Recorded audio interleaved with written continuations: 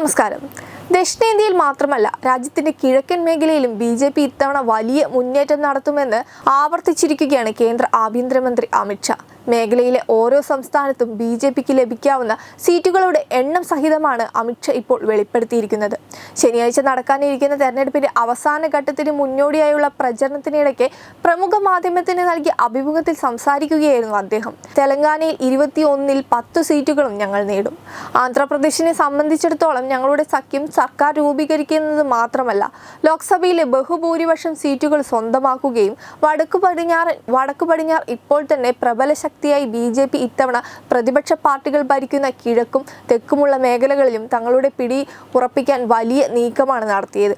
കഴിഞ്ഞ തവണ നേടിയ സീറ്റുകളിൽ ഏതെങ്കിലും നഷ്ടപ്പെടുകയാണെങ്കിൽ അത് ഈ സംസ്ഥാനങ്ങളിൽ അധികമായി നേടുന്ന സീറ്റുകൾ കൊണ്ട് പരിഹരിക്കുമെന്നും ബി.ജെ.പിയുടെ കണക്കുകൂട്ടൽ പരിഹരിക്കുമെന്നുമാണ് അമിത്ഷാ പറഞ്ഞത്.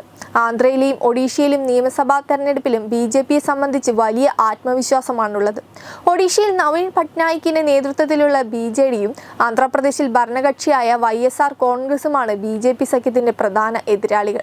ചന്ദ്രബാബു നായിഡുവിന്റെ നേതൃത്വത്തിലുള്ള തെലുങ്ക് ദേശം പാർട്ടിയുമായും പവൻ കല്യാണിന്റെ ജനസേനയും അടങ്ങുന്ന സഖ്യത്തിന്റെ ഭാഗമായിട്ടാണ് ആന്ധ്രയിലെ ബി.ജെ.പിയുടെ മത്സരം. ബംഗാൾ, ജാർഖണ്ഡ്, ബീഹാർ, ഒഡീഷ എന്നിവ ഉൾപ്പെടെയുള്ള കിഴക്കൻ മേഖലകളിൽ ഞങ്ങൾ ഏറ്റവും വലിയ പാർട്ടിയായി ഉയർന്നു വരുമെന്നും അമിത്ഷാ പറഞ്ഞു. കർണാടക, തെലങ്കാന, ആന്ധ്രാപ്രദേശ്, കേരളം, തമിഴ്നാട് എന്നീ 5 സംസ്ഥാനങ്ങളിലും ബി.ജെ.പി. മുന്നേറ്റമുണ്ടാക്കും. എല്ലാ സംസ്ഥാനങ്ങളിലെയും ഏറ്റവും വലിയ പാർട്ടിയായി ഞങ്ങൾ വിജയിക്കുമെന്നും അദ്ദേഹം ഉറച്ചു പറഞ്ഞു.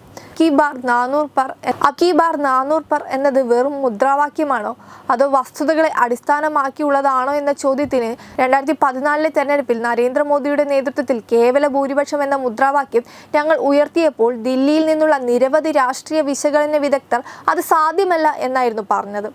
എന്നാൽ ഞങ്ങൾക്ക് കേവല ഭൂരിപക്ഷം ലഭിച്ചു എന്നായിരുന്നു അമിത്ഷായുടെ മറുപടി. പിന്നെ 2019-ൽ 300+ എന്ന മുദ്രാവാക്യം ഉയർത്തിയപ്പോഴും അത് നടക്കില്ലെന്ന് ആളുകൾ പറഞ്ഞു. ഇത്തവണയും ആളുകൾ അത് തന്നെയാണ് പറയുന്നത്. എന്നാൽ 400-ലേറെ സീറ്റുകൾ ബി.ജെ.പി. നേടുമെന്നും അദ്ദേഹം പറയുകയുണ്ടായി. വെബ് ഡെസ്ക് തത്വമൈ ന്യൂസ്.